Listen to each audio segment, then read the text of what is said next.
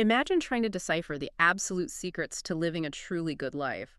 But the author is intentionally writing like a squid, using darkness to make himself hard to catch. Yeah, that is literally what a rival Platonist philosopher accused Aristotle of doing back in ancient Greece. Just, releasing intellectual squid ink. Right, because the text we are looking at today can be incredibly dense. It's filled with these sudden tangents and massive structural shifts that leave you wondering if you, like, missed a page somewhere. Oh, totally. Aristotle's Nicomachean Ethics isn't some polished masterpiece carved in stone that just hands you the universe's secrets on a silver platter. No, not at all. It reads more like you just grabbed a brilliant professor's chaotic, completely unedited lecture notes. Exactly. But beneath all that ink, there is something profoundly useful. Which brings us to our mission for this deep dive. We want to cut straight through that squid ink today. We are drawing exclusively from C.D.C. Reeves' translation and his comprehensive introduction to basically extract a highly practical, remarkably relevant toolkit. Right, a toolkit for figuring out how to achieve genuine happiness and just make better daily choices. Okay, let's unpack this. How do we go from the intimidation of reading this dense ancient text to actually finding life advice you can apply to your day tomorrow? Well, the secret is understanding how Aristotle viewed this entire project from the very moment he started speaking to his students. For him, ethics isn't a theoretical science. Like, it's not math or something. Right, it's not like astronomy or math, where you are just observing universal facts that never change, like the orbit of a planet. Ethics is a practical science. Practical meaning it has to actually be used. Exactly. The goal of this text isn't just to intellectually grasp what goodness is in some abstract ivory tower sense. The goal is to actually become good. Wow, so the stakes are real. Yeah, if spending time with this material doesn't help you become a better person and live a better life, Aristotle would say the whole exercise is a complete waste of time. It's a philosophy aimed squarely at action. But I guess before we can build this good life, we obviously need to know what we are aiming at, right? Right, the target. Because every craft, every inquiry, every single action we take aims at some perceived good. I mean, we work to get wealth. We go to the doctor to get health. We play a game to get a victory. But those are just stepping stones. They aren't the final destination. Exactly. So what is the highest good? Like, what is the ultimate target that everything else points toward? Aristotle identifies that ultimate target as eudaimonia. Now, you will almost always see this translated into English as happiness. Which is kind of a trap, right? It is an incredibly deceptive translation for a modern reader. Mm. When you hear happiness, you probably think of like a favorable emotional state. Yeah, you feel cheerful, you are relaxed on a beach, you aren't anxious, a mood. Exactly, a mood. And ordinary people make a huge mistake there. They equate the highest good with just feeling pleasure, or accumulating wealth, or getting honors and lots of followers. Just chasing dopamine hits. Aristotle pulls absolutely no punches regarding that misconception. He argues that a life devoted entirely to chasing pure, passive pleasure is a life fit for grazing cattle. Grazing cattle? That is brutal. He actually brings up Sardanapalus. Wait, who is that? He was this incredibly indulgent historical ruler who supposedly had a monument built to himself, just celebrating his absolute dedication to physical gratification. Oh, wow. So just living for the next meal and the next party. Yeah, and the point Aristotle makes is that just having the power to satisfy every bodily appetite doesn't make a human life truly good. Because we're not cows. Right. If eudaimonia was just experiencing pleasure, an ox or a horse could achieve the highest good. And they clearly can't. Because they lack reason. Because of that, Aristotle defines happiness, eudaimonia, not as a passive feeling, but as an activity of the soul in accord with virtue. Activity being the key word there. It is something you actively do, and you don't just do it once on a random Tuesday. He has this beautiful, famous, line one swallow does not make a spring. Such a great quote. Right. Just as seeing one bird in the sky doesn't mean winter is over, one good day or one single virtuous act doesn't make a happy life. It requires a complete life. And that concept of a complete life pushes Aristotle into some really fascinating, somewhat darker territory. Darker how? Well, he grapples with a famous puzzle from the ancient lawmaker Solon. Solon basically asked, can we only truly call someone happy after they are dead? Oh, geez. Because as long as you're alive, things can go wrong. Exactly. The logic is that as long as you are drawing breath, your luck could completely turn. Aristotle uses the tragic example of Priam of Troy to explore this. Oh, King Priam. Right, he had this famously great blessed life. I mean, he had unimaginable wealth, immense political power, wonderful children, deep nobility. He was the absolute picture of eudaimonia. But then in his extreme old age, the Trojan War happens. He has to watch his city burn, his sons are slaughtered right in front of him, and he suffers horrific misfortune. So the question then becomes, was Priam actually happy? Aristotle concludes that you cannot count someone happy who suffers strokes of luck that terrible and dies in such a wretched way. Which makes sense. Yeah, and he admits that to achieve eudaimonia, you absolutely need external goods. Things like loyal friends, adequate wealth, political influence, and get this, he even includes good looks. Good looks. Really? Yeah. He says it is simply hard, or maybe entirely impossible, to do noble things if you are completely stripped of resources and support.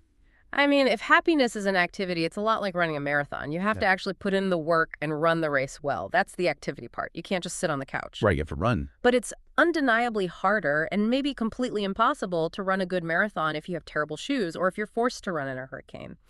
Those shoes and the weather are Aristotle's external goods. That's a perfect analogy. But I do have to push back on this on behalf of the listener.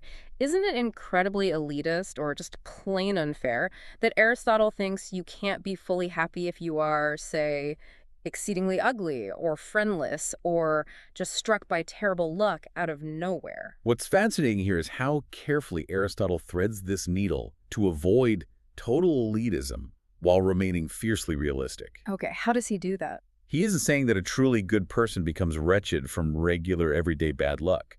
Like getting a flat tire or losing a minor investment doesn't ruin a good life. Right, minor bumps in the road. It takes massive repeated tragedies, the kind that truly crush a person's spirit, to actually dislodge someone from eudaimonia. So Priam-level tragedies. Exactly. And even in those extreme cases, Aristotle insists that a truly virtuous person handles disaster with profound grace. Their nobility shines through. They don't just become hateful or spiteful. Right, they make the absolute best of the terrible hand they are dealt. He compares it to a master shoemaker, crafting the best possible shoes out of whatever scrap leather he happens to be given. Even if the leather is terrible. Even then. He is just admitting that extreme, crushing tragedy does fundamentally impede the activity of happiness. That makes a lot of sense. So, if we accept that eudaimonia is an active target, and we need a complete life to hit it, that immediately forces us to ask, how do we actually become the archer? Right, how do we shoot the arrow? Virtue is the bow we use, but we aren't born holding it. No, we build that bow through habit. The Greek word for character is ethos, which actually derives directly from their word for habit. Oh, that's interesting. I didn't know that. Yeah, and Aristotle makes this a cornerstone of his philosophy. None of the virtues of character come about in us naturally. We aren't born brave, and we aren't born cowardly. We're just a blank slate. Basically, we are born only with the raw capacity to receive these virtues, and they are brought to completion solely through habituation. Like, you don't become a master builder by sitting in a library reading a manual about building. You become a builder by actually going out and building houses. Exactly. You become a lyre player by plucking the strings of the lyre over and over. So in the exact same way, we become just people by repeatedly doing just actions. We become courageous by forcing ourselves to do courageous actions. Yes, but when you are performing these habits, you need to know what you are actually aiming for. Which brings us to the doctrine of the mean. Right. Aristotle argues that virtue is always a balancing act. It's a tension point between two harmful extremes. Like a pendulum. Sort of. One extreme is excess, having too much of a feeling or an action. And the other extreme is deficiency, having too little. Let's take fear and confidence as an example. The deficiency of confidence is cowardice. The excess of confidence is rashness. But the middle path, that perfect tension point, is courage. Right. And with physical pleasures, the excess is intemperance, just indulging in every single appetite you have. And the deficiency, which he notes is actually pretty rare in humans, is insensibility, just feeling nothing.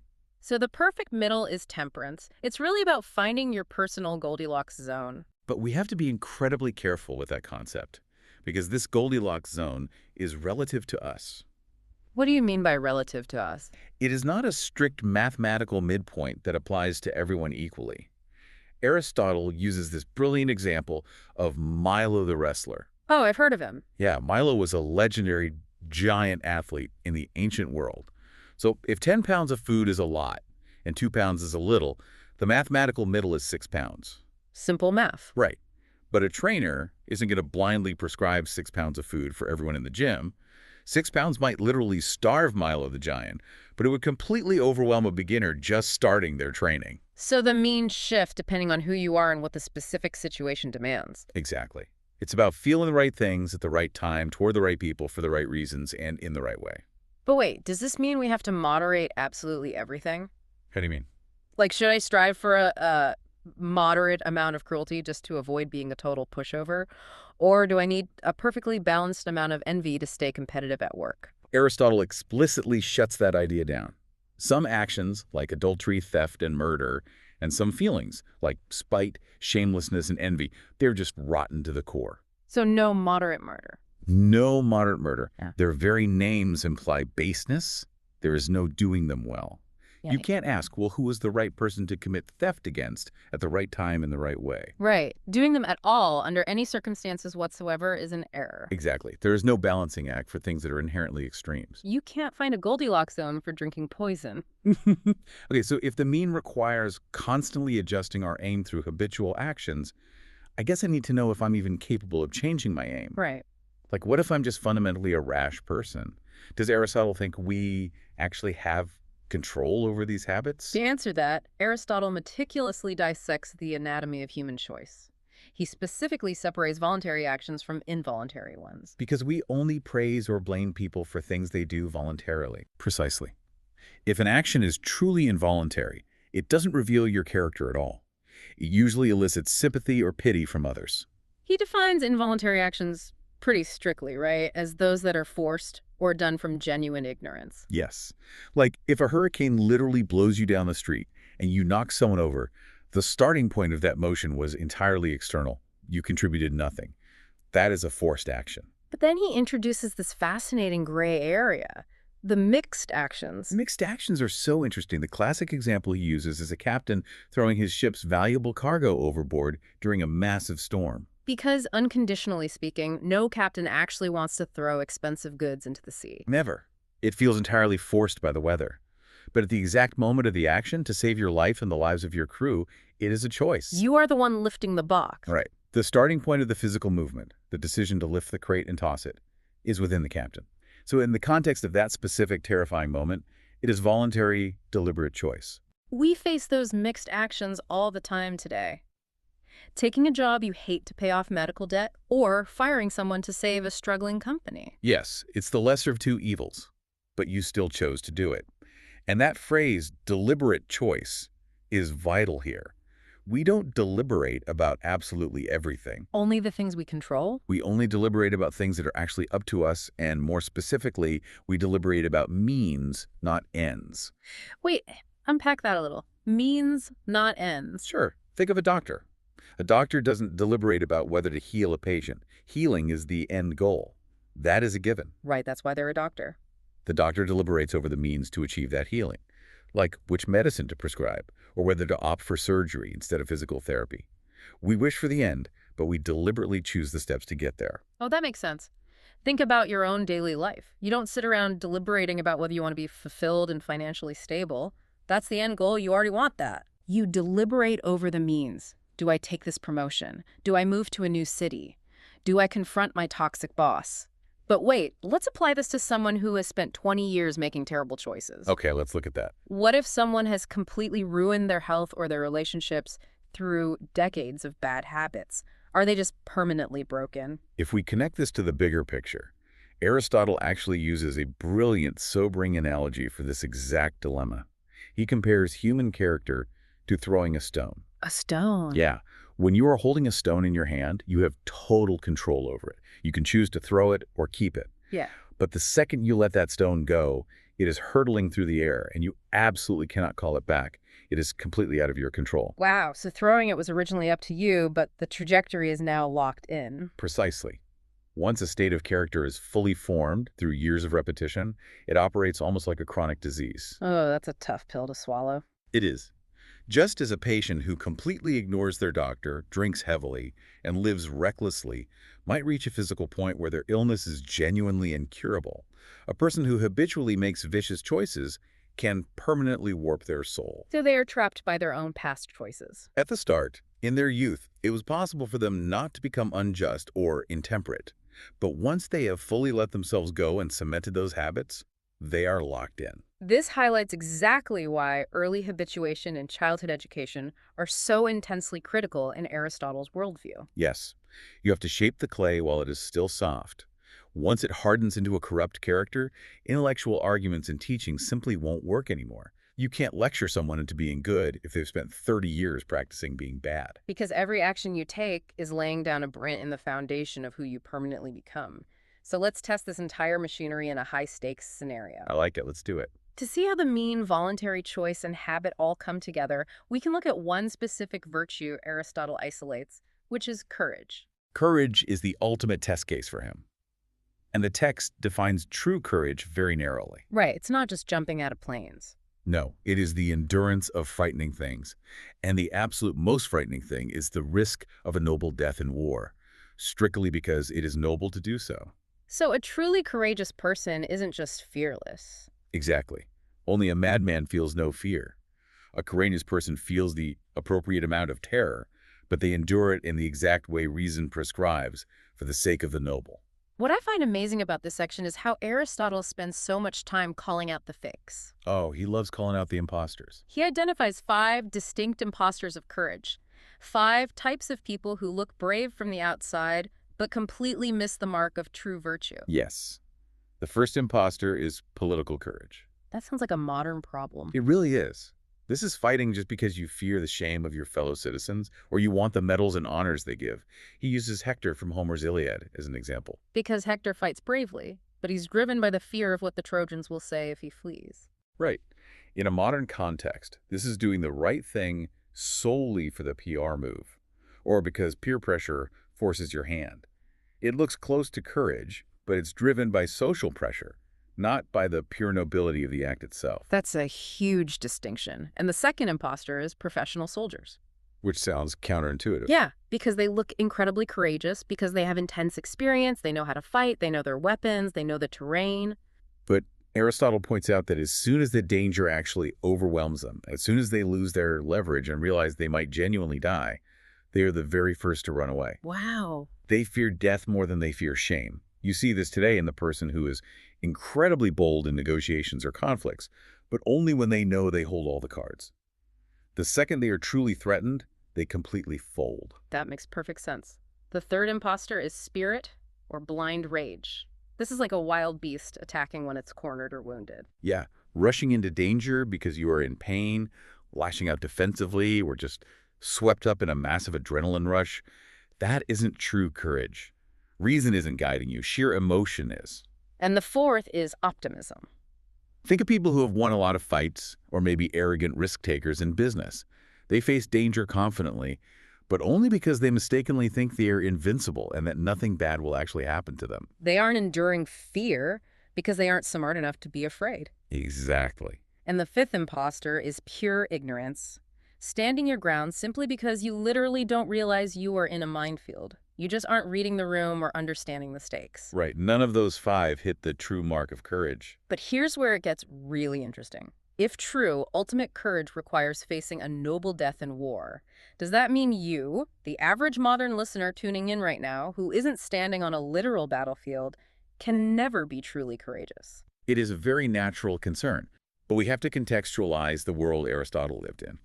Ancient city-states were constantly at war. The battlefield was the ultimate, undeniable test of a citizen's character back then. Right, it was just a fact of life. But while his absolute peak definition of courage is tied to combat, the underlying mechanics of his theory are entirely universal. How so? Facing what you ought to face in the way reason prescribes simply because it is the right thing to do, rather than doing it out of a fear of getting canceled or a blind emotional outburst or naive optimism. That is a framework you can apply to any modern moral stand. So whether you are facing a terrifying career transition, standing up to a toxic boss to protect a marginalized colleague, or dealing with a really terrifying medical diagnosis, The mechanics remain exactly the same. You are aiming for the mean, feeling the appropriate amount of fear, and enduring it for the sake of what is noble. so the path to the good life, to your own eudaimonia, isn't about memorizing a list of ancient abstract rules. Not at all. It's about active daily practice. It's about looking at every situation and finding your personal tension point. Not too much, not too little, but just right for you. And it's about taking radical, terrifying responsibility for the choices that build your habits, knowing that once you throw that stone, you really can't call it back. You are not a passive recipient of your character. You don't just wake up one day as a good or bad person. You are actively building your soul through every single choice you make, day in and day out, deliberately choosing the means to reach your highest ends. Every action you take today, no matter how tiny it seems, is casting a vote for the character you are permanently building. You are the architect of your own eudaimonia. It's empowering, but definitely sobering. It really is. But before we let you go, we want to leave you with one final lingering puzzle from the text. We've spent all this time today talking about the active, engaged life of building character, navigating society, and hitting the mean in your daily actions. We have. But at the very, very end of his Ethics, Aristotle hints at a third type of life, one completely beyond the political and social sphere. Wait, really? Yeah, he calls it the contemplative life of theoretical wisdom. After spending all this time dissecting moral virtue, he suggests that this active social life is, shockingly, only the second best kind of happiness. You second best after all that work. I know. He argues that pure contemplation engaging the divine spark of our intellect to simply understand the deep truth of the universe is actually the most divine ultimate state a human being can possibly achieve. So, in our hyper-productive, action-obsessed modern world where we are always trying to do more, network more, and be visibly better, could the ultimate peak of human happiness actually be found in stepping back, unplugging, and simply dedicating time to deep, quiet contemplation of the truth? It really makes you reconsider the constant hustle. It's definitely something for you to chew on today. Either way, we've made it through the squid ink. Turns out, Aristotle wasn't hiding. He was just waiting for us to dive deep enough to finally see clearly.